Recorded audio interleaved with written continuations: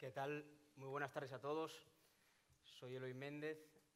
La verdad es que siempre es un placer ver abarrotado el Teatro Palacio Valdés y en esta ocasión es todavía mayor placer porque está así abarrotado por la música. Porque si hay algo que nos une aquí, a todos los que estamos hoy aquí, son dos cosas. Uno, el respeto y la admiración por la música, que es lo que nos ha citado hoy aquí a todos. Y dos, el respeto y la admiración por el músico asturiano más universal. Un icono de muchas cosas y para muchas gentes y una persona que no necesita presentación. Muy buenas tardes, Víctor Manuel. Gracias, muchas gracias. Un fuerte aplauso. Gracias. Gracias.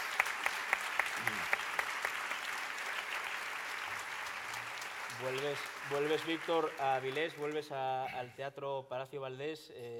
Me imagino que del que guardas grandes recuerdos. Estuviste hace unos meses viendo a tu hija Marina aquí interpretar una obra teatral. Y aquí también, hace 9 años, iniciaste una de las giras más potentes de tu carrera, ¿no? Sí. Vivir para cantarlo, ¿no? Sí, la verdad es que estrenamos aquí un 14 de febrero del 2009 y para mí esa gira fue muy importante, porque fue como una especie de renacimiento. Fue, por un lado, la primera vez que mi madre no me vino a cantar estando yo en Asturias, porque ya estaba con la cabeza en otro sitio, y disfruté tanto, y además pensaba que era una gira cortina para hacer 4 o 5 conciertos, y estuve 3 años. Hicimos 150 conciertos por toda España, por América también, y fue de esas cosas que encuentras, que no sabes si lo vas a encontrar, pero que lo encuentras y la gente disfrutó tanto como yo, por lo menos. Se puede decir que Avilés entonces te dio suerte, ¿no? Sí, bueno, Avilés siempre me ha dado suerte. He cantado muchas veces aquí, desde la Plaza de España hasta aquí en el teatro, hasta el Niemeyer, allí también en la Casa de la Cultura.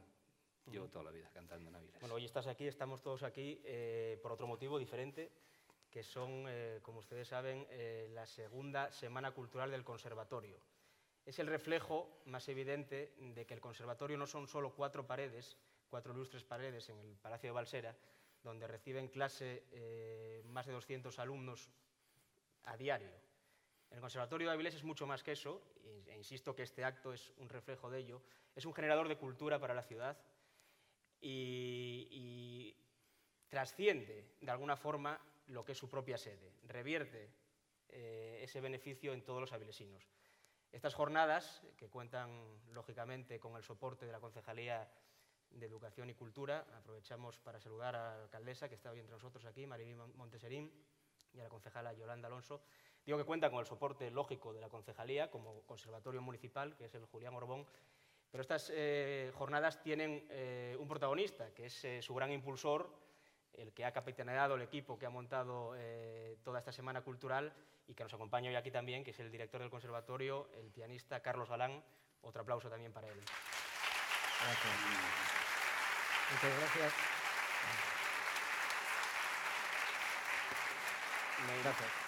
Me imagino, Carlos, que muy satisfecho por cómo está yendo la semana.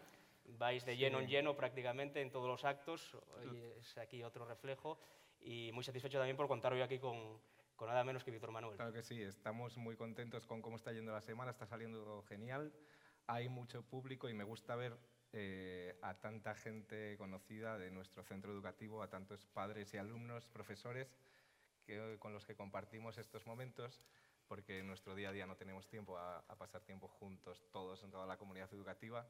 Y además eso de que abramos el conservatorio a la ciudad y podamos disfrutar de eventos fuera del conservatorio y con todos vosotros. Y bueno, contar con alguien de la talla de Víctor es un lujo para nosotros, de verdad. Muchas gracias por venir. Lo intentamos el año pasado, pero estaba de gira en América. Y bueno, este año se ha brindado a venir y nosotros muy contentos de hacer un día de la canción de autor, que hemos estado esta tarde con David Feito en el conservatorio y ahora con Víctor aquí, y poder hacer que otras músicas y otras artes entren en nuestra vida académica, la música académica. Es lo que quiero dar a conocer un poco a toda la comunidad. La música es la mejor herramienta de la democracia. Es una frase que resume un poco, de forma casi, diría yo, perfecta, lo que es Víctor Manuel, un artista comprometido política y socialmente, Es una frase que es tuya. Sí, sí, no, yo digo que, bueno, aparte la música es el instrumento de comunicación más poderoso que hay, ¿no? Porque, y además, tú no puedes discriminar con la música. La música o se te queda o desaparece, o sea, como si no la hubieses escuchado, ¿no? Y es muy curioso, ¿no? Vamos almacenando canciones a lo largo de nuestra vida, cuando somos jóvenes más que cuando somos mayores, y esas se quedan ahí en el disco duro hasta que te mueres con ellas, ¿no? Y dicen que los enfermos de Alzheimer lo último que pierden es la percepción musical, ¿no? Y yo lo sé, que eso es así, porque cuando yo iba a ver a mi madre, de repente a eso de las 5 de la tarde les ponían pasodobles a toda hostia en el salón donde estaban ya todos más para allá que para acá, y les veías hacer así con la cabecita, llevando el ritmo. O sea, ¿Sabían lo que...? Sí, sabían que eso lo habían escuchado en algún momento. Hablas de tu madre, Víctor. Vamos a empezar muy por el principio. ¿Qué queda de aquel niño que quería ser como Joselito, ¿no? Que cantaba la campanera y tenía una guitarra, creo que regalo de Reyes, ¿no? Sí. Queda algo, y sobre todo pensando en los alumnos del conservatorio que están aquí ahora empezando su formación musical, ¿qué queda de la infancia luego en el artista consolidado, como es tu caso? Yo creo que siempre quedan cosas, ¿no? Yo me enamoré de la música muy, muy joven, escuchando la radio, y escuchando un tipo de radio que no era muy habitual en el país, en este país. Lo hacía un locutor chileno llamado Raúl Matas, y él ponía músicas que yo no había escuchado nunca, música francesa, italiana, argentina, y de repente a mí aquello entraba como cuchillo en la mantequilla, ¿no? Me transportaba, y fue por lo que decidí escribir canciones, sin tener ni idea de escribir canciones, sin tener ni idea de música, y ojalá si yo hubiese podido estudiar más música de la que estudié después en Madrid, y más canto y más todo, ¿no? Pero también me llegó el éxito muy rápido, y cuando te llega el éxito muy joven y muy rápido, dices, bueno, ¿para qué voy a estudiar más? Si esto ya está hecho, ¿no? Pero recomiendo a todos los chavales que estudien, porque está bien tener inspiración, saber escribir canciones, pero si además tienes técnica, eso es maravilloso. Vas a provocar una catarata de bajas el lunes en el conservatorio. Yo a raíz de eso quería preguntar si toda esta música que has comentado muchas veces que te influía tanto, francesa, italiana, Sí. ¿ha influido musicalmente? Quiero decir, a nivel armonías, a nivel Sí, melodías. yo creo que todo lo que escuchas te influye por un sitio o por otro, ¿no? Aunque si tú tienes el filtro suficiente para hacer lo tuyo, haces que eso no se parezca después a nada, ¿no? Pero quizá más adelante, en los inicios sí que... Sí, en los inicios beberías de todo. haces copiando, que haces cosas copiando. Voy a hacer una canción como esta de Aznavour o una como Lenny Escudero, ¿no? Copias todo el tiempo, esa es la manera de aprendizaje también, igual que para escribir hay que leer mucho e incluso imitar a los que te gusta mucho cómo escriben, ¿no? El proceso siempre es el mismo. Víctor, hablas de los inicios. Fuiste un poco un chico festival, como en aquella época eran Sí. muchos, ¿no? En los años 60, 70, estaba muy en boga. Festival de Benidorm, aquellos festivales donde un poco se probaba suerte, la gente que quería triunfar en el mundo de la música iba ahí a probar suerte. Sí. No sé si tienen cierta similitud con estos programas televisivos de ahora, Operación Triunfo, ¿no? Y no sé qué visión tienes, enlazo una pregunta con otra, de este nuevo modelo de formato de éxito inmediato que muchas veces queda en la nada, ¿no? Claro, bueno, yo creo que los aprendizajes siempre son muy parecidos, ¿no? Ahora es en forma de espectáculo, ¿no? Hacen un gran espectáculo televisivo y a veces se hacen creer a la gente que ya está todo hecho, ¿no? Y que a partir de mañana ya has tocado el cielo y ya está, ¿no? Es un poco engaño, ¿no? Porque por Operación Triunfo ahora han pasado, yo qué sé, pues 200 cantantes y nos acordamos de 3 nada más, ¿no? O sea que la selección natural que se produce después es un poco siempre la misma, ¿no? Hay gente que aguanta porque tiene idea de su repertorio, porque sabe escoger canciones, y hay gente que sencillamente desaparece al poco tiempo, ¿no? ¿Tiene similitud con aquellos festivales? No, no tiene nada que ver. No, aquellos festivales eran infinitamente más pobres que esto que vemos ahora, que está muy bien hecho en general. Y yo fui a un festival de Benidorm y no pasó nada conmigo, fracasé absolutamente. Y después estuve en 2 festivales seguidos, que fue el festival de El Miño, que se hacía en Orense, que lo gané como autor, y un festival que había en Vegadeo, ¿no? Que era el Festival de Leo, y también lo gané como autor, lo cantó la canción Un Cholo Juacho, ¿no? Y yo era el año 66, 67, y vine como 125.000 pesetes de los 2 premios, ¿no? Y digo, bueno, esto ya es la hostia, ¿no? Y la verdad es que tomé la mejor decisión, ¿no? Que fue encerrarme en casa y ponerme a escribir canciones como loco, ¿no? Y de aquella jornada, de aquellos 125.000 pesetes, sin tener que salir a nada más que a comprar la comida para comer, salieron Pasearinos, El abuelo Víctor, La romería, La planta 14, El mendigo, todo lo que era el primer disco salió de aquellos 2 festivales que yo gané como autor. Pero sí es cierto que el primer bombazo, por así decir, de tu carrera ya más bien con canciones de amor, ¿no? Quiero abrazarte tanto. Sí, pero eso ya fue más tarde. Un poco más tarde, ¿no? Realmente cuando empecé a coger sitio fue con El cobarde y El tren de madera, y después ya vino La romería, que salió como un disco sencillo, y El abuelo Víctor, todo eso ya fueron seguidos, y ya en el año 71 fue Quiero abrazarte tanto. Pero es verdad que de aquella mucha gente pensaba que si no hacías canciones de amor estabas destinado al fracaso, un poco menos, ¿no? Había que ser romántico a la fuerza. Claro, no, y la verdad es que lo que casi siempre funciona son las canciones de amor, ¿no? Yo lo que, pues no sé, por un instinto, por la procedencia también familiar, ¿no? Yo empecé a meter otras cosas que no eran canciones de amor en las canciones, ¿no? A meter gente que picaba en la mina y a meter la romería que había allá al lado de mi casa, en el Valle de Cuna. Y esas cosas, yo creo que todo el país en general venimos casi del mismo sitio, del campo, ¿no? Y de alguna manera aquello tenía una rusticidad que la gente le llamaba la atención, ¿no? Este chaval tan raro con el pelín tan corto y mira qué cosas canta, ¿no? Y acogieronme desde el primer momento por eso, ¿no? Bueno, ese compromiso social del que hablas, que empiezas a incorporar en tus temas, te acarrea en los años 70, ¿no? Problemas con la censura del régimen franquista, y de alguna forma llega a su clímax eso con una comedia musical que escribes, Rabos, ¿no? Sí. Que prácticamente aquí no la puedes interpretar y la interpretas en México y se genera una gran polémica. ¿Cómo fue realmente aquello? Porque hay muchas versiones en torno al asunto, ¿no? Todavía de repente vamos Ana y yo por el aeropuerto, y han pasado 50 años, y ya hay alguien, una pareja de mayores que nos ven y dicen, mira, los que pisaron la bandera. Todavía, ¿eh? No los que pisaron. Claro, ¿Era la del águila o era la de ahora? No, era la del aguilucho. Pero era mentira, en cualquier caso. Y claro, no dices nada por educación, ¿no? Pero hay que ver el trabajo que cuesta cuando te echan mucha mierda encima y de golpe, quitártela, ¿no? Estás toda la vida con la sospecha de que algo hiciste en algún momento, ¿no? ¿Se os culpó de haber pisado o quemado? Sí, de pisado. Una bandera en el escenario, en una escena que no existía, y lo he repetido siempre que surge la oportunidad. Nos defendió aquí ante el gobierno Julio Iglesias, que había estado en el teatro, y dijo, esa escena no existe, eso es mentira. ¿Seguís siendo amigos, Julio y tú? Sí, nos vemos muy poco, muy de tarde en tarde. Aparentemente no os parecéis en nada. No. Empezando por el número de hijos.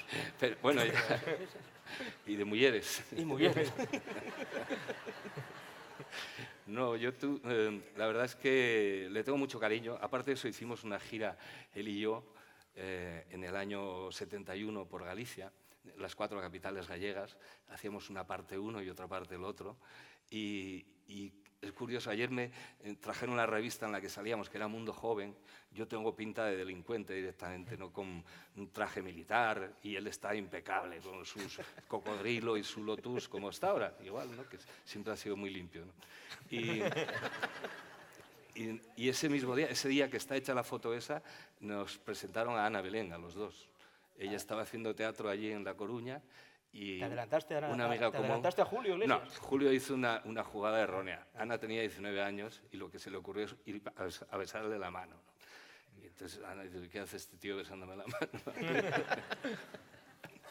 Pero, hombre, fue Ana la que dio el paso, tengo entendido, ¿no? Sí. En vuestro caso. Y recuerdo siempre, porque viajábamos mucho por Galicia, ¿no? Y me decía él, dice, no, yo cuando tenga 50 millones lo dejo, me retiro.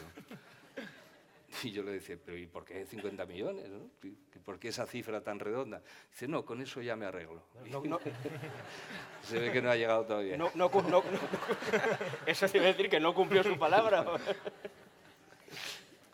Mire, pero sí, que le tengo mucho cariño. A raíz de allí, tú rescataste a Ana para que volviera a cantar, claro. ¿no? Tengo entendido. Sí, ella era ya una gran actriz de teatro, ya desde muy jovencita, y había dejado de cantar, porque tenía un manager muy soñador, ya se ha muerto el pobre, un argentino, un grandísimo músico, pero quería reservarla como para hacer musicales, que en aquella época aquí no se hacían musicales, ahora sí, pero no se hacían. Y en las grandes canciones, que eso estaba muy bien, ¿no? Y Ana le había cogido como tirria a esto de la música, y entonces cuando empezamos a vivir juntos, bueno, ya le escribí un disco entero para ella y la volví a meter a que grabase de nuevo. Tu cancionero sería muy diferente si no existiera Ana, obviamente. Claro, claro, porque he escrito muchas canciones para Ana que yo directamente no canto, ¿no? Porque Ana tiene unas facultades enormes y yo tengo más carencias que Ana en ese sentido. Pero alguna os habéis intercambiado. Sí, de vez en con cuando. el tiempo. De vez en cuando, sí, sí. Volviendo al componente político, tu padre creo que te dijo que no te metieras en política. Bueno, mi padre... ¿Fracasó? Sí, fracasó, pero claro, al mismo tiempo que me decía eso, él escuchaba la Pirinaica, tapado con una manta, en casa, ¿no? Entonces eran unas cosas un poco contradictorias. Hombre, mi padre fue un hombre que vivió permanentemente acojonado, porque él se quedó de jefe de familia con 16 años y 5 hermanos, ¿no? A mi abuelo Ángel lo fusilaron en la tapia del cementerio de Oviedo, está en la fosa común del cementerio, ¿no? Y claro, él vivió toda su vida aterrado de que nosotros nos metiésemos en eso. ¿Cómo sería que cuando yo empecé a tener problemas y tal, todavía le dejaban notas en el parabrisas en Mieres, algún falangista, algún hijo de puta, le dejaban notas amenazándole, ¿no? Fíjate, después de tantísimos años y ahora ya por el hijo, claro. ¿Qué recuerdo tienes de aquellos años de militancia clandestina en el PC y por aquello por lo que luchabais, mirándolo en perspectiva, qué es lo que se ha conseguido? ¿Hasta qué punto se han conseguido cosas o no, mirando ahora en perspectiva décadas atrás? Hombre, yo creo que dentro del PC lo que se consiguió es, que es lo único notable que se consiguió es hacer una transición más o menos ordenada, o más o menos pactada, pero de todas aquellas ideas que teníamos, de cómo iba a ser el mundo en el siglo XXI, todo eso no se ha cumplido nada, en absoluto, ¿no? Éramos gente en general poco informada, muy poco informada, pero tengo que decir que la mejor gente que yo he conocido, la más luchadora, la más encajadora, ha sido la gente del PC, ¿no? Y todavía les sigo queriendo y viéndolos de vez en cuando, y están en el mismo sitio donde estaban, o sea, ya no en el PC, porque el PC, los chavales ya piensan que es un ordenador, ¿no? Pero la gente que luchaba, pues está ahora peleándose por las pensiones en la calle, igual que se peleaba hace 40 años por otras cosas. Habrás oído muchas veces que te catalogan como icono de la transición. ¿Te molesta? ¿Te gusta? No, pero tampoco lo soy, que si había mucha gente que trabajó mucho en esa época, era puramente vocacional, que decir que lo hacías porque te daba la gana, no porque nadie te llamase, ni te obligase, no. Que si había una pelea en la calle y uno estaba donde estaba el resto de la gente, en la calle y manifestándote y haciendo actos clandestinos, tratando de burlar a la censura siempre que podías. Que a mí pusieronme muchas multas, pero nunca pagué ninguna. Y tampoco nadie me la vino a reclamar nunca, ¿no? ¿Eran malos recaudando, entonces? Sí, no, se ve que la mandaban como de oficio, ¿no? Dices, vamos a multar a este, ¿no? Y la verdad es que me ponían unas multas gloriosos, ¿no? Una vez me pusieron una en San Sebastián por cantar el Soy de España, que era una canción que estaba autorizada, pero se ve que el policía leyó algo más de esa autorización que tenía la canción y me puso una multa de 50.000 pesetes por posible antiespañolismo. Por cantar Soy de España. Sí. ¿Y en aquella época tenías algunas canciones que fueran de encargo o siempre has hecho lo que has querido? No, siempre he hecho lo que he querido, que decir, me he equivocado yo solo, sin que me mandase nadie, ¿no? Y nunca he tenido la sensación de que me mandaba nadie, ni una compañía de discos, ni manager, tampoco. ¿Sí? Que no, yo con mis aciertos y errores he hecho lo que he querido toda la vida. Afortunado. Sí. Hablabas de aquella época de censura, de aquella época donde bueno, todo se medía al milímetro y los más escurridizos lograban colarse. Se habla ahora desde determinados sectores artísticos de una involución con respecto a las libertades a la hora de crear, ¿no? Sí. Hay varios casos recientes, Sí, incluso sí. algún encarcelamiento. ¿Tú ves que existe tal involución? Sí, sí. No, yo creo que la tentación claramente de la gente que nos gobierna es mano dura, igual que por ir a manifestarte a un sitio te pueden caer 30.000 euros de multa, ¿no? Sin que hagas nada, sin que rompas nada, nada más, o sea, solo con manifestarte. Y con estos cantantes está pasando un poco lo mismo, ¿no?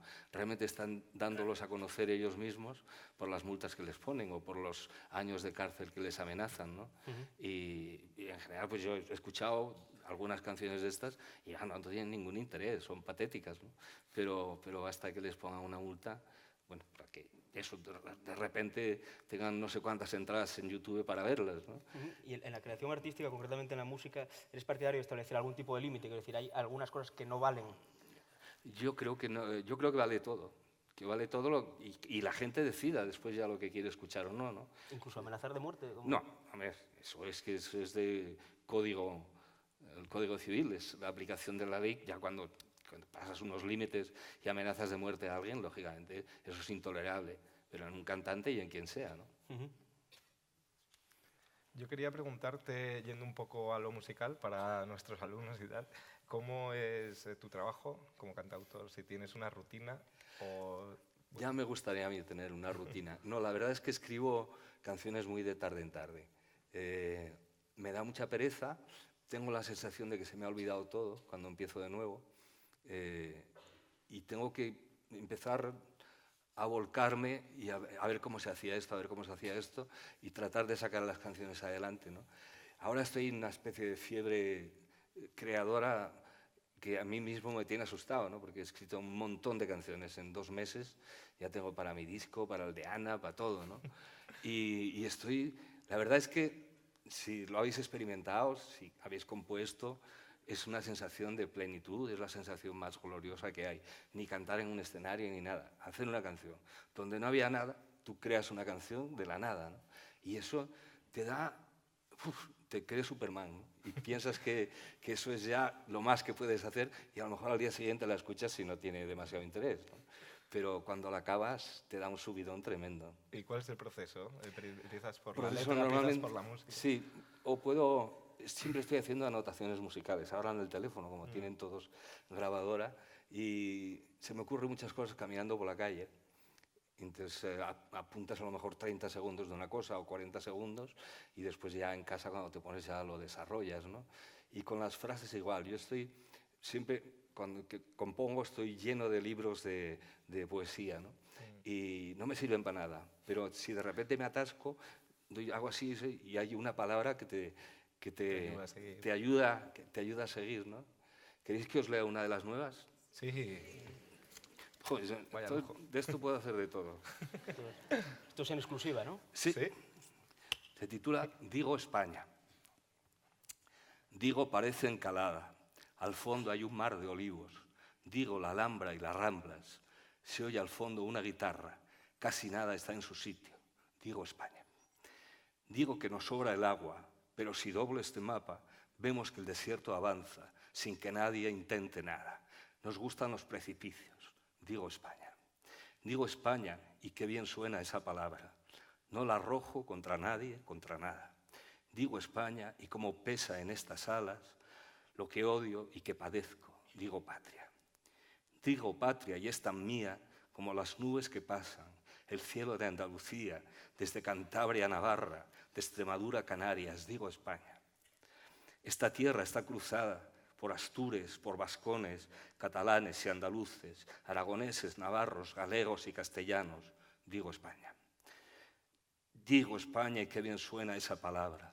No la arrojo contra nadie, contra nada. Digo España y cómo pesa en estas alas lo que odio y que padezco. Digo patria. Niego que no haya salida. ¿Quién decide las batallas? ¿Quién nos regala las armas? Borremos todas las lindes que dividen y separan.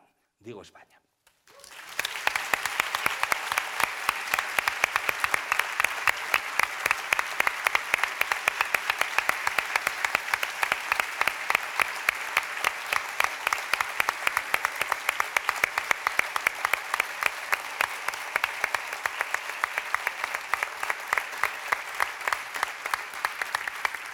Pues Creía, como tantas veces, cuando me puse a componer, que se me había olvidado todo, pero no. De hecho, he escrito 24 canciones y una de ellas es esta. Luego hablamos de eso, si te parece, del futuro. Vamos a seguir hablando un poco todavía del pasado. No sé si de alguna forma tus temas, que además la inmensa mayoría sobreviven al tiempo de una forma admirable, es curioso que pasan las décadas y muchos de tus temas siguen siendo conocidos por las nuevas generaciones, muchos de ellos yo creo que de alguna forma se adelantaron a lo que de forma un poco cursi se llama la agenda social, ¿no? Es decir, hablar de la homosexualidad a principios de los 80, de la transexualidad, con el tema como los muros de Gibraltar, Sí. e incluso de temas que a día de hoy siguen siendo tabú, ¿no? Como son las relaciones sentimentales entre personas con algún tipo de discapacidad, como es Solo pienso en ti, ¿no? Sí. ¿Crees que tus canciones han ayudado a remover conciencias e incluso a promover determinadas políticas en el país? No a promover. Yo recuerdo cuando edité Solo pienso en ti, que fue en el año 79. Sí, 79. Sí recuerdo el tratamiento que dabais los medios a esta canción, ¿no? Porque, No, yo no, ¿eh? Bueno, tú no habías nacido. Tú no habías nacido. Pero sí recuerdo que no hablaban nunca de discapacidad. Fíjate cómo estaría de marginado el tema, ¿no? Hablaba de dos seres diferentes que se enamoran, ¿no? Pero nunca se hablaba de discapacidad intelectual, ¿no? Creo que ha habido grandísimo avance dentro de la discapacidad por el esfuerzo de las familias, básicamente, ¿no? Pero lo que sí yo he recogido todo el tiempo es agradecimiento, ¿no? Gente que me da las gracias por haber escrito esa canción, por darle visibilidad a un asunto que para ellos, lógicamente, era carne viva, ¿no? Y en ese sentido sí creo, pero yo, con una canción no contribuyes a nada, únicamente a normalizar de alguna manera eso que estás contando, ¿no? Eso es importante. Claro, sí, eso sí, eso sí.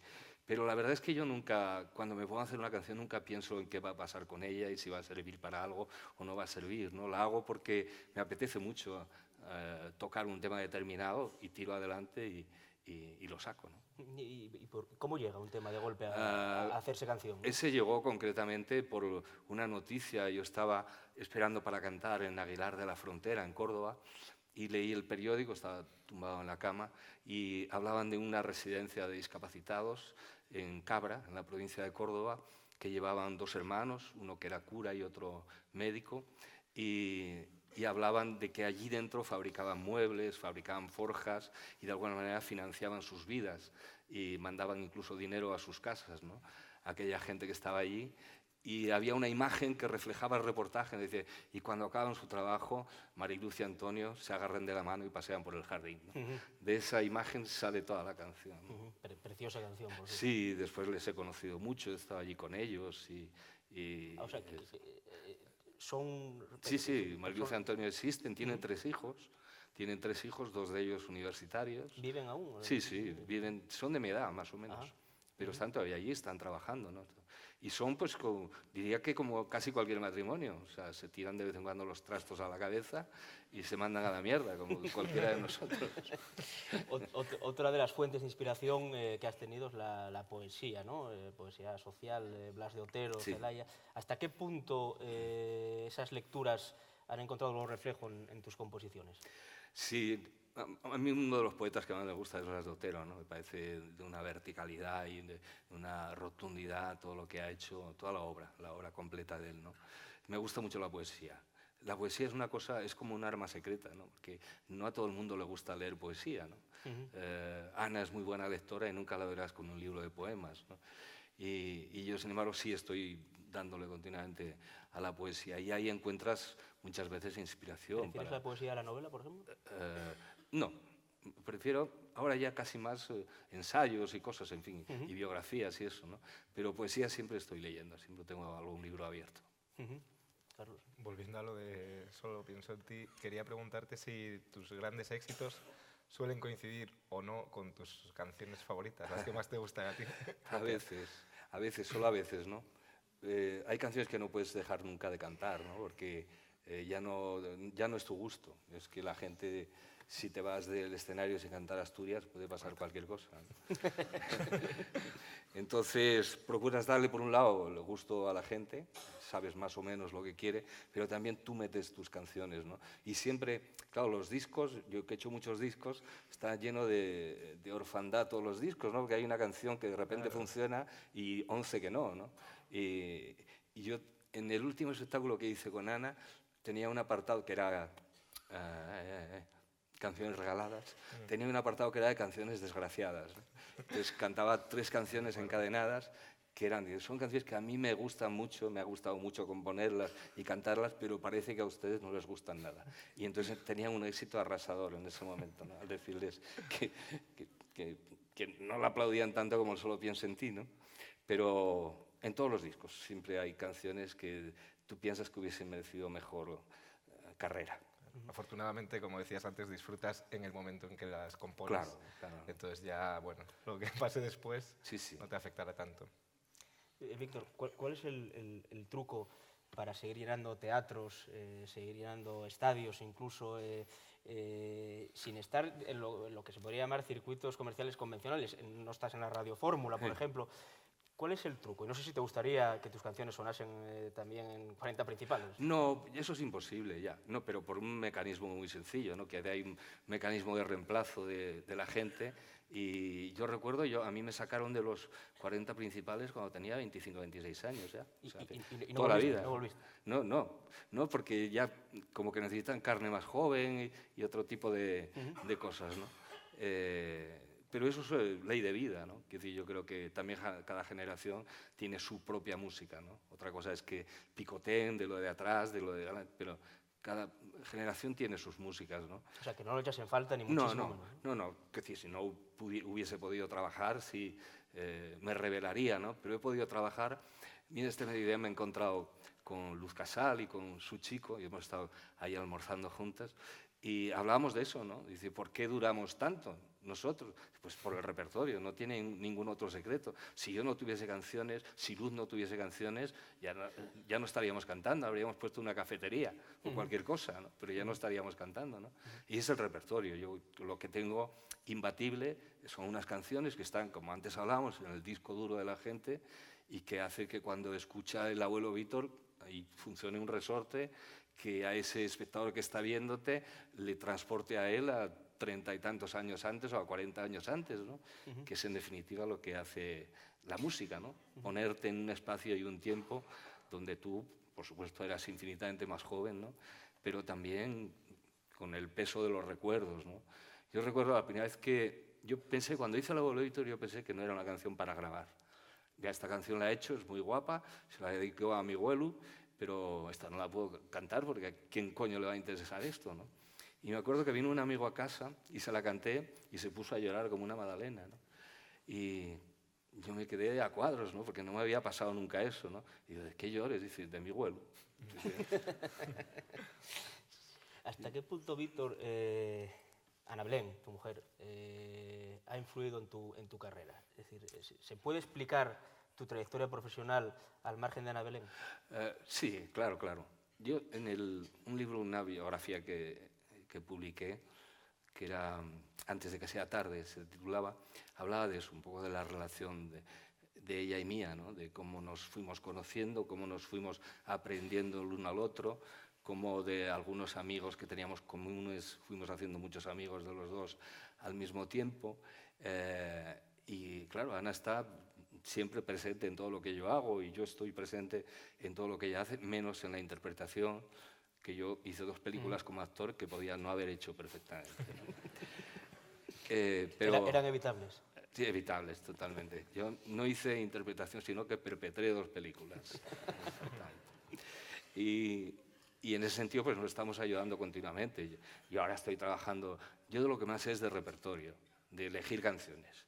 Y ahora estoy trabajando en el repertorio de Ana, todo para hacerle selección, para que ella lo escuche y decida finalmente qué quiere cantar, ¿no? Y ella, y lo mío también, escucha las canciones mías, algunas tuerce el morro y dice que no le gustan, y entonces esas las dejo como ahí aparcadas a ver, para contrastarlas con más gente también. Decía al principio que, bueno, que eres icono de muchas cosas. hablábamos antes de la transición y sin duda alguna eres un icono de Asturias. ¿Te sientes diferente cuando actúas en Asturias? Sí, hay un punto diferente. Primero, porque yo creo que el primer disco mío, si no está en todos los cases, poco le faltará, ¿no? O en cassette o en lo que sea, que hay mucha gente en Asturias que aquellas canciones les marcaron en su momento, cuando salieron, ¿no? Y eso, bueno, que eso es trabajo de años y años y años y años ahí, y de alguna manera los hijos y los nietos pues ven de repente eso en casa y esto cómo sonará, ¿no? Que vas como dejando un pozo, ¿no? Entonces hace que los conciertos en Asturias sean diferentes a todo, ¿no? Cuando cumplí 50 años en la música, que hicimos 2 conciertos en Oviedo, aquello era una romería, ¿no? Porque me contaban que iban a sacarles entradas, iba la abuela, que era la que tenía perros, y se sacaba a toda la familia, ¿no? y fue una maravilla, ¿no? Porque aparte que vino mucha gente de fuera de Asturias, ¿no? Pero aquí fueron masivamente. ¿No has perdido la conexión con la realidad social de Asturias? Me decías antes que él es la Nueva España, lo cual te agradezco. Sí. Te agradezco enormemente. ¿Sigues de cerca lo que ocurre en Asturias? ¿Te preocupa lo que ocurre en Asturias? Sí, sí, claro. Yo estoy absolutamente al día de lo que ocurre en Asturias, ¿no? ¿Qué te parece el debate? Tengo una carpetina en el ordenador, así bien visible, que pone curiosidades de Asturias, que son las cosas raras que pasan aquí. De repente veo noticias, archivos y meto ahí. ¿Te acuerdas un par de ellas? Bueno, todos los días seguro que hay alguna. Sí, casi todos los días. Decía, ¿qué te parece el debate que se ha reabierto ahora sobre la cooficialidad del asturiano? Tú en su día participaste en alguna campaña a favor, ¿no?, de la cooficialidad. ¿Te parece un debate oportuno ahora y cómo crees que debe enfocarse? Pues no lo sé. La verdad es que yo creo que deberían preguntarle a la gente. O sea, tanto que se habla de hacer una consulta, o sea, ¿qué dificultad tienen preguntarle a la gente si quieren que haya cooficialidad? Incluso ampliar la pregunta, ¿queréis inglés o bable? Lo que queráis. Pero no parece que nadie esté por esa labor, ¿no? Se usa para tirárselo a la cabeza entre unos partidos y otros, ¿no? Pero no me parece que sea una necesidad perentoria. Que no, yo creo que hay cosas más importantes para Asturias que la cooficialidad del bable, ¿no? Tengo la sensación. Hablas de preguntar a la gente, también te he leído recientemente que sigues con cierta desazón lo que ocurre en Cataluña. No sé si sí, claro. Bueno, como todos, ¿no? Tengo amigos queridísimos en Cataluña, ¿no? Y bueno, el ejemplo del gusto es nuestro, lo que hicimos el año pasado y el anterior, era un ejemplo de lo que es este país. Había un granadino, un catalán, un asturiano y una madrileña, ¿no? Y no pasaba nada. No pasaba nada, ni había discusiones. Hasta os llevabais bien. Sí, todo el tiempo. Y yo además tengo tan buenos recuerdos de Cataluña, de Barcelona. Yo hice el primer disco, lo grabé entero en Barcelona, ¿no? Y me conozco muy bien la ciudad, y me conozco muy bien Cataluña. He cantado en los pueblos más recónditos de Cataluña, ¿no? Y me parece dolorosísimo todo esto que está pasando. Eso sí que es innecesario, realmente. Asturiano, asturianista y sportinguista, ¿no? Sí. Hiciste el himno del centenario del Sporting. Sí. Y amigo de Quini, bastante amigo de Quini, ¿no? O sea, que sí, a Quini lo quería mucho. Lo vi hace como 2 años así, que estuve haciendo una cosa para Canal Plus y estuve allí y me preparé una camiseta con el nombre de Víctor Manuel y todo eso, ¿no? Y me acuerdo de una anécdota, estaba con él en la entrada por donde entraba el autobús de los jugadores y había un nenín un poquitín discapacitado allí con una bandera y tal, y alguien debió decir que estaba ahí Víctor Manuel. Y entonces el chaval no lo entendió muy bien, pero acercóse a mí y dice, ¿tú ya es de Mieres? Digo, sí. Dice, entonces tienes que conocer a Víctor Manuel.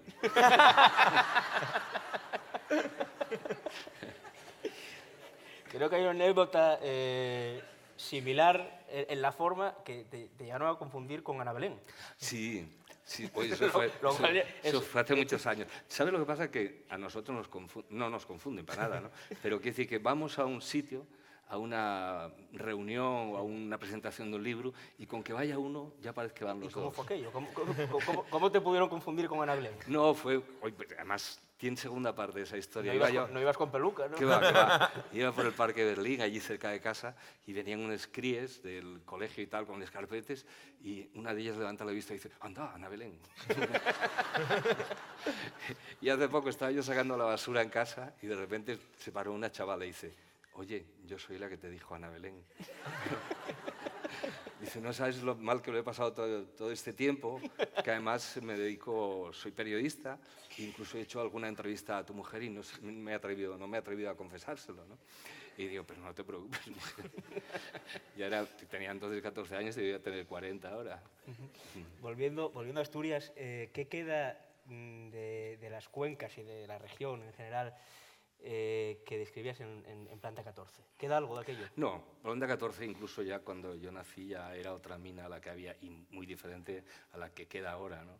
Que yo me acuerdo, pues la última vez que yo bajé a un pozo, la última y la única, bajé con Fernando Alonso a hacer un programa de radio, ¿no? Y veías ahí a todos los mineros jovencísimos pasándose los correos electrónicos y haciendo en fin, es algo impensable en la mina que uno conocía, de Paulo, el que me enseñaba a decir cagamentos, o de mi abuelo mismo, ¿no? Que a los 42 años ya tuvo que dejar la mina porque tenía el 3er grado de silicosis, ¿no?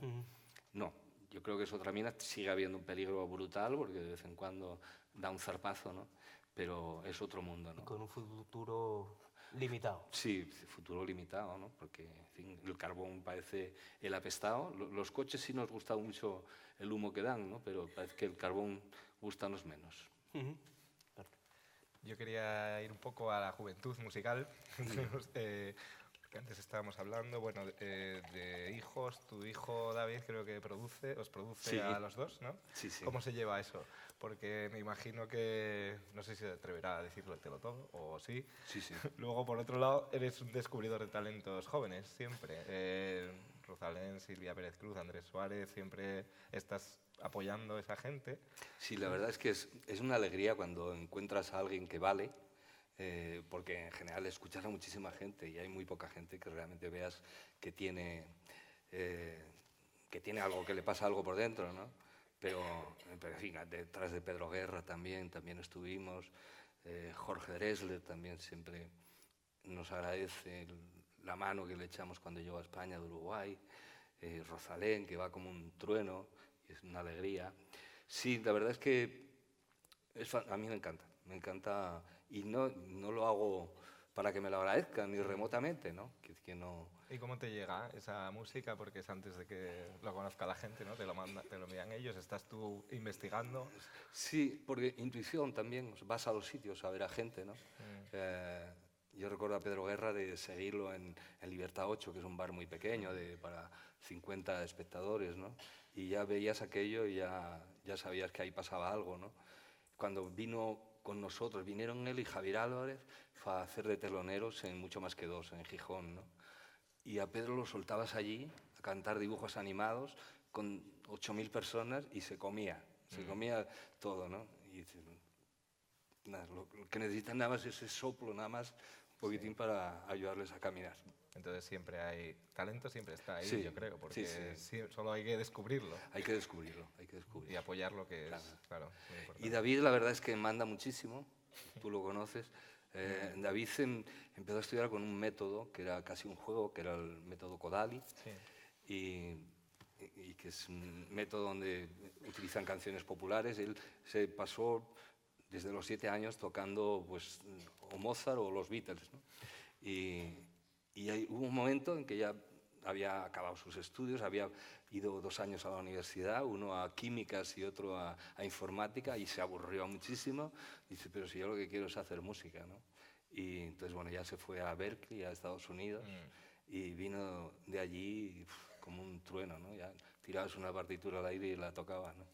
Bueno. Hablabas de Mucho Más que Dos, voy a meterte en un pequeño brete. Sí. Empezaste la gira en Gijón, 40 años no es nada, la empezaste en Oviedo. Sí, 50 años. 50 años. ¿Cuándo Avilés? Hombre, ahora pues a los 70 años no es nada. Pero tienes que traer a todos, ¿eh? A todos. ¿Cuántos eran en la gira? 18 cantantes. 18 cantantes. Sí, de todo tipo. Desde... ¿Es fácil hacer una gira de ese tamaño? De esa No, es que no fue una gira. Hicimos los conciertos varios de Oviedo y de Gijón. no, y después con acompañantes también en Madrid y Barcelona, ¿no? Y después en Gijón pues estuvo Marisa Valle-Roso, Chus Pedro también, estuvieron algunos de ellos, ¿no? Pero es complicado porque además yo quiero abarcarlo todo, ¿no? Quiero decir que estoy cantando y al mismo tiempo estoy viendo cómo están funcionando las luces y las proyecciones y de que no se equivoque nadie y entre donde no tiene que entrar en la canción. Y la verdad es que es un estrés tremendo, ¿no? Pero cuando sale bien, pues te da mucha alegría. Perfecto, pues vamos ahora a hacer, abrir el debate, el diálogo al público. Pero antes quiero hacerte yo la última pregunta, bueno, porque yo, como yo creo que todos los que estamos aquí, escuché muchas veces muchas canciones tuyas y si tuviera que elegir una, no podría, pero bueno, si tuviera que elegirla sí o sí, me quedaría con Soy un corazón tendido al sol. Y siempre me apeteció preguntarte qué es ser un corazón tendido al sol. Pues un corazón bueno, esencialmente, transparente, abierto al mundo. Básicamente, eso serían las líneas de un buen corazón. Y así eres tú. Bueno, a ratos. Pues lo dicho, abrimos un turno de intervenciones. Si alguien quiere preguntarle algo a Víctor Manuel, es ahora el momento. Aquí. Buenas. Me gustaría que me contaras la historia de la canción Para Caviria. Bueno, yo es que he hecho canciones a toda mi familia e incluso a algún perro. Y Caviria era un perro maltés que habíamos traído de México. Y nada, le hice la balada para Caviria porque estaba una perra que estaba absolutamente enamorada de mí. Y entonces era muy chiquitita y viajaba en el coche, se ponía en el asiento de al lado y bajaba mirándome desde Torrelodones a Madrid y ida y vuelta, ¿no? Sí. Y por eso le hice esa canción, balada para Caviria. Es que te preguntaba porque yo en diferentes sitios he leído varias versiones de la perra que había muerto en el viaje y demás. No, traíamos dos, uno que se llama Blas Piñar y la otra... ¿Ladraba mucho? No, Blas murió en el avión, era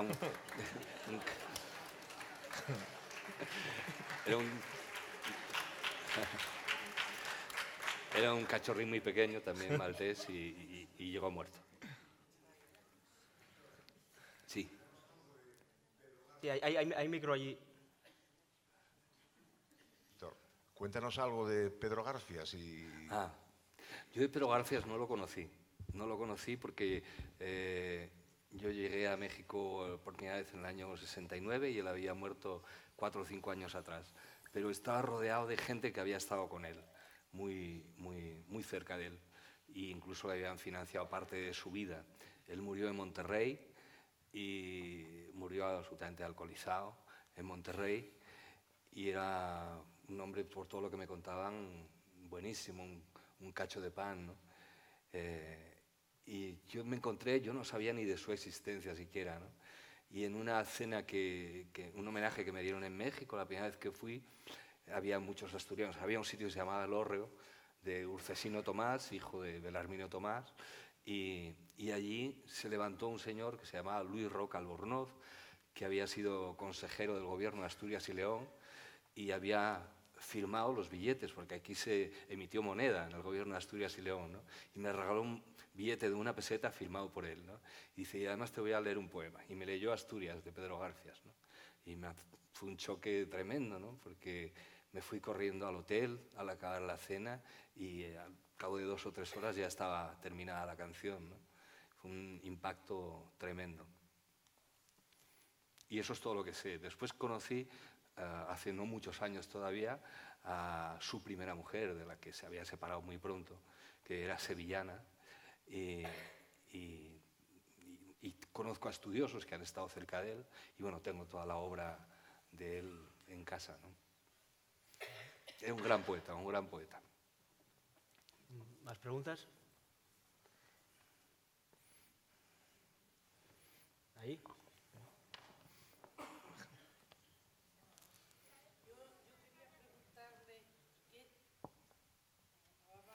No, adelante. Diga. ¿Qué es más difícil, la música o la letra? Hacer.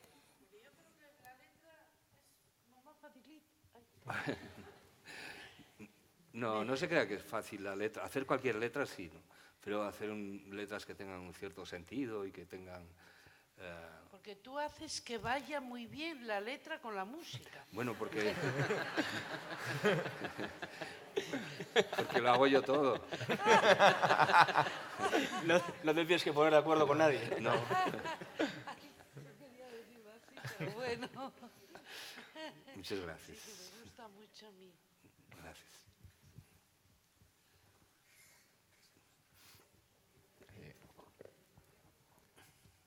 Ahí. Sí. Víctor. Sí. Dime. Sí, yo. ¿Me puedes decir la historia Sí. del cobarde? El cobarde. ¿Que te la cuente? Sí, porque Ah. es que es una historia que me impactó. Sí, es una canción muy curiosa porque fue una canción que llevé al Festival del Atlántico que se celebraba en Tenerife en el año 67. Y en aquella época las canciones para un festival no podían durar más de 3 minutos. Entonces esta duraba 3 minutos y medio, hubo que hacerla más rápido de lo normal para que encajase todo dentro del festival. Y desde el primer día que yo llegué al festival y la canté, la verdad es que se puso el público de mi lado y sobre todo la gente joven, me aplaudía muchísimo, ¿no? Yo no me cansaba de decir que era una canción pacifista, ¿no? Pero había un gobernador militar en Canarias que se llamaba Héctor Vázquez, que cuando la oyó en televisión dijo que no, que esa era una canción antimilitar y por tanto ya se puso él en guardia, ¿no? Cuando votaron el jurado del Festival del Atlántico, salió ganadora El Cobarde. Entonces alguien se lo contó al general y dijo que eso era imposible, que no podía ganar esa canción, que hiciesen el favor de votar otra vez. Entonces rompieron las actas y votaron otra vez. Y efectivamente yo no gané. Yo quedé el cuarto porque las 3 primeras las televisaban para la península y así ya no tenían que televisarla. Y ganó pues la que tenía toda la lógica que ganase, ¿no? Que era Tenerife tiene seguro de sol, ¿no? Tenerife tiene seguro de sol. Y esta es una canción que yo escribí, recuerdo perfectamente cuando la escribí, venía en el Talgo de Madrid a Mieres y estaba leyendo una noticia sobre la guerra de Vietnam, escrita por Oriana Fallaci, una periodista que ya falleció, y había entrevistado a un soldado que contaba que había estado la noche anterior dándose calor con un compañero recién muerto, que no sabía qué hacía allí tan lejos de su casa, que no sabía por qué tenía que matar a unos señores que estaban ahí enfrente. En fin, con todas esas cosas que él iba diciendo, que el soldado iba diciendo, y escribí la canción. Con todo eso. 2 preguntas más, había una ahí arriba. Sí, hola. Buenas noches, Víctor, aquí arriba estoy. Hola, chico. Lo primero, gracias por esta charla, gracias también al Conservatorio por invitarte y poder disfrutar, hacer que disfrutemos de esta charla.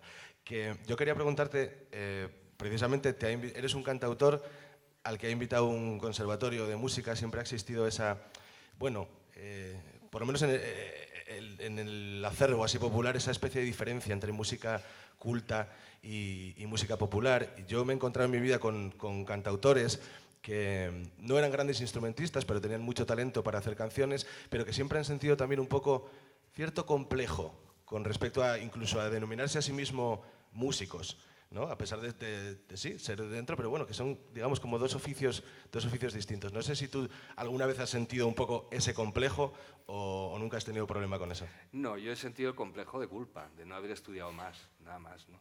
Porque seguramente me hubiese ido pues, mejor de lo que me ha ido.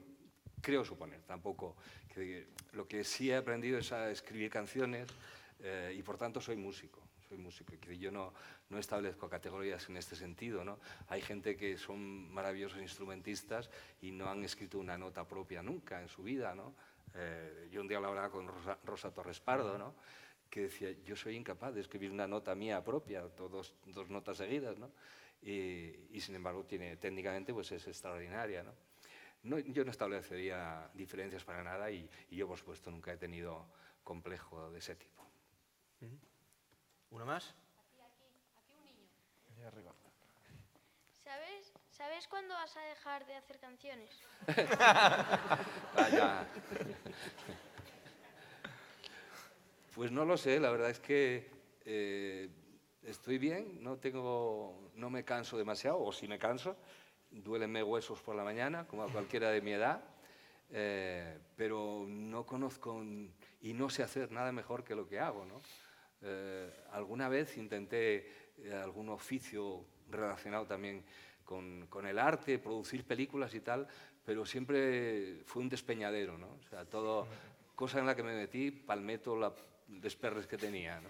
Entonces voy a seguir escribiendo canciones y cantándoles mientras el cuerpo aguante. ¿Y el próximo disco para cuándo? Pues voy a salir en septiembre ya. ¿Septiembre? Sí, en septiembre ya. ¿En septiembre habrá el próximo disco? Sí, ya está disco. ¿Cuántos temas? Pues yo voy a meter 14 canciones. Como la planta. Sí.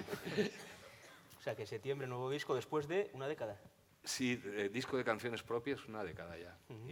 Y haremos gira a partir de, supongo, febrero o marzo del año que viene, del 19, para presentar el disco. Perfecto. Llevamos aquí una hora y llevo una hora viendo aquí a Víctor Manuel, viendo a un pianista como Carlos Galán y a un piano ahí atrás. Un piano ahí atrás. Entonces yo no sé muy bien lo que quiere decir,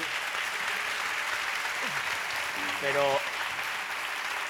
creo que es evidente que hoy de aquí, del Palacio Valdés, no nos podemos marchar sin escuchar a un grande como Víctor, acompañado de otro grande al piano como Carlos Galán.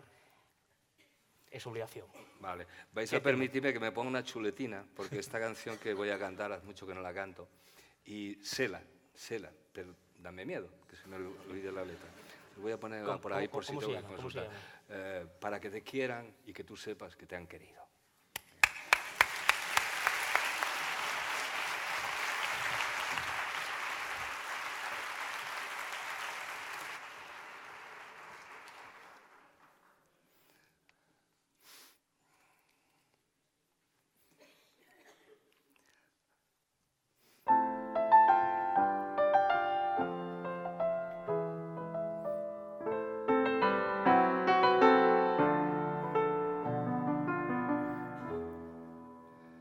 Como peregrinos, dejando jirones de nuestra vida por los caminos, haciendo lo mismo que otros han hecho durante siglos, para que te quieran y que tú sepas que te han querido. Todos mis sueños de niño tengo de sobra cumplidos. Alzar el telón es como asomarse frente al abismo, como desnudarse delante de unos que están vestidos.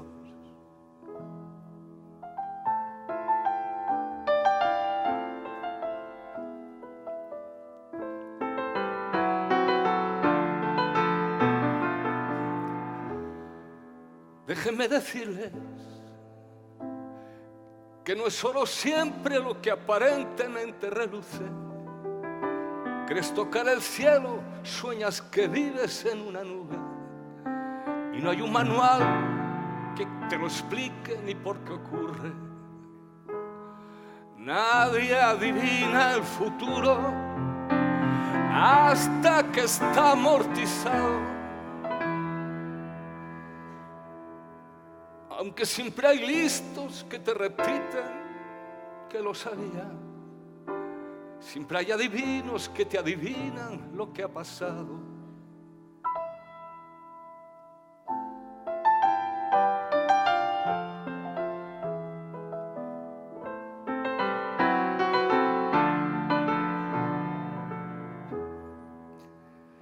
Sin remordimientos, todo lo mejor, todo lo peor se lo lleva el viento. Todas las hogueras que han de quemarte ya están ardiendo. Y siempre se vuelve una vez tras otra a empezar de cero. No pasa el agua dos veces debajo del mismo puente. No conozco a nadie que haya pisado los escenarios y que no repita, nadie me quite lo que he bailado. Como peregrinos, dejando jirones de nuestra vida por los caminos, haciendo lo mismo que otros han hecho durante siglos, para que te quieran y que tú sepas que te han querido.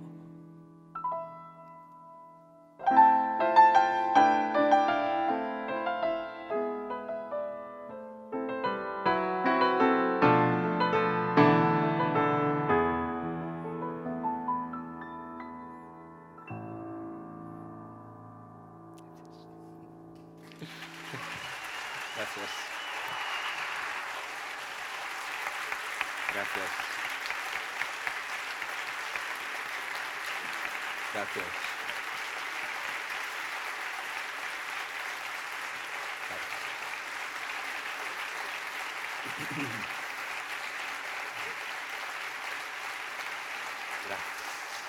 Gracias.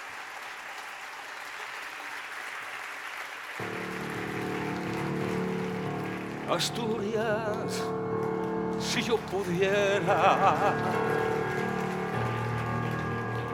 si yo supiera cantarte, Asturias verde de montes y negra de minerales.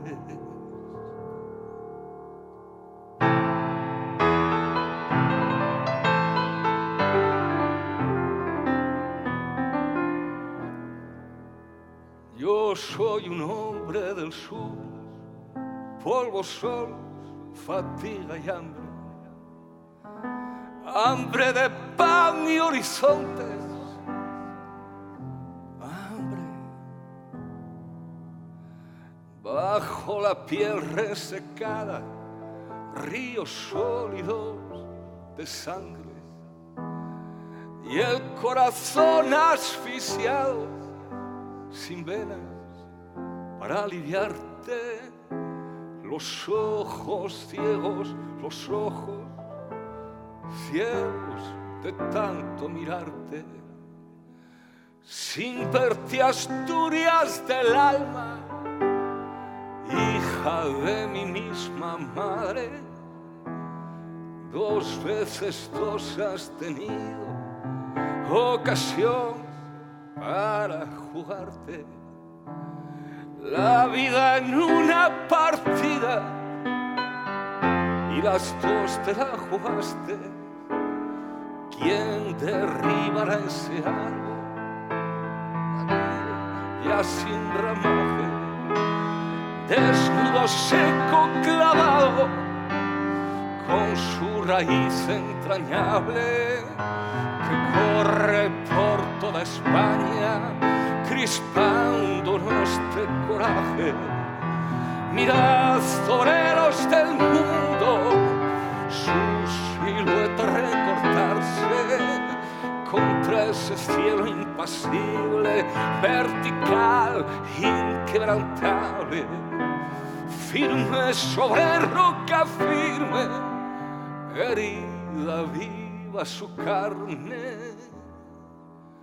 Millones de puños gritan su cólera por los aires.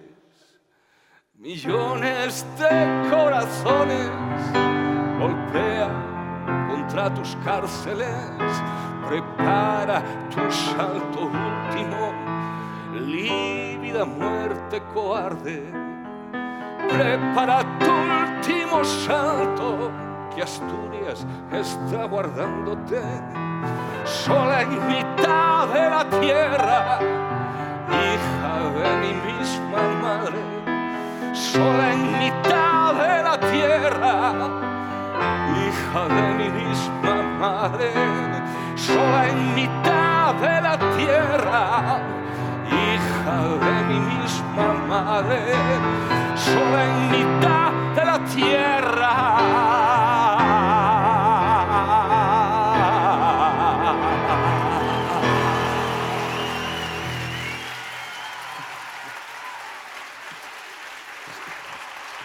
Gracias.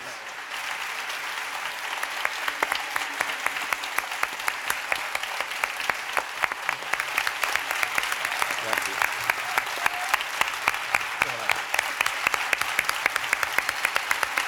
Gracias.